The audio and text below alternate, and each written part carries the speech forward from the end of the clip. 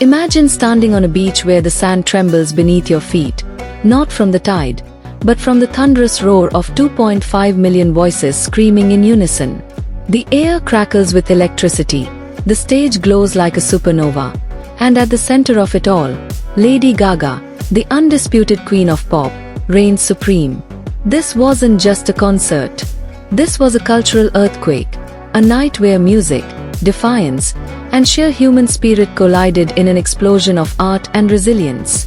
And yet, lurking in the shadows was a sinister bomb threat, one that could have turned this historic celebration into a tragedy. But nothing could stop the little monsters from witnessing history. If you were blown away by this historic night, smash that like button and subscribe to Mr. Darkman TV for more jaw-dropping, edge-of-your-seat stories. Turn on notifications so you never miss a moment of the drama, the music, and the history. On 3rd May 2025, the iconic Copacabana beach in Rio de Janeiro transformed into the largest stage the world has ever seen. A sea of 2.5 million fans, more than the entire population of some countries, flooded the shoreline, their bodies pressed together in a pulsating wave of devotion. This wasn't just a concert. This was a global event, a moment where music transcended borders, languages, and fears. Lady Gaga, the 39-year-old pop provocator, had done it again, shattering Madonna's 2024 record of 1.6 million attendees and cementing her legacy as the most influential female performer of all time. But behind the glitter and glamour, danger loomed. Just hours before the show, Brazilian police uncovered a chilling bomb plot, an attack allegedly targeting the LGBTQ+ community, a group Gaga has fiercely championed. 2 suspects were arrested, their plans foiled in a covert operation. Yet, the show went on. Because when the world tries to silence art, art screams louder. This is the untold story of the night Lady Gaga made history, against all odds. The moment the sun dipped below the horizon, Copacabana Beach ignited.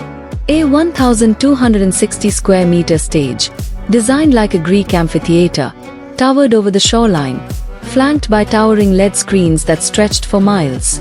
The air buzzed with anticipation. Fans had camped for days, some flying in from every corner of the globe, just to witness this once-in-a-lifetime spectacle. At 10 p.m. sharp, the crowd erupted as a haunting melody echoed through the speakers. The opening chords of Bloody Mary slithered through the night, and then she appeared, draped in a glittering, avant-garde ensemble. Gaga emerged like a phoenix from the flames, her voice cutting through the ocean breeze. The moment she sang the first note, history was already being written. For the next 2 hours, Gaga owned the world. She tore through Poker Face, sending millions of voices chanting in unison. She soared with Shallow, the crowd's collective breath hitching as the Brazilian night sky became her duet partner. And when she unleashed Bad Romance, the beach turned into a riot of movement, a human tsunami of dancing, screaming, crying fans. But the real magic? She knew this was bigger than her. What the 2.5 million fans didn't know was that Brazilian police had been racing against time to stop a potential catastrophe. Hours before the concert, authorities uncovered a terror plot. A group of extremists, masquerading as Gaga's little monsters, had planned to detonate explosives in the heart of the crowd. Their target? The LGBTQ+ community, a group they sought to terrorize on one of music's grandest stages. In a daring midnight raid, police stormed locations across Rio de Janeiro, Sao Paulo, and Rio Grande do Sul, arresting 2 key suspects and seizing homemade bombs, firearms, and extremist propaganda. The operation was kept utterly silent. No press releases, no panic. Because if word got out, the biggest concert in history could have been cancelled. We learned about the threat from the media the next morning, a spokesperson later revealed. But the police assured us, the show was safe. And so, without hesitation, Gaga stepped onto that stage. Because art doesn't bow to fear. While the music roared, Rio's economy was getting the boost of a lifetime. With over 500,000 tourists flooding the city, hotels sold out, restaurants overflowed, and streets thrummed with energy. Experts estimate the concert injected a staggering $100 million into the local economy, proving once again that Gaga isn't just a star, she's a financial force. Rio's mayor wasted no time declaring, "This is only the beginning.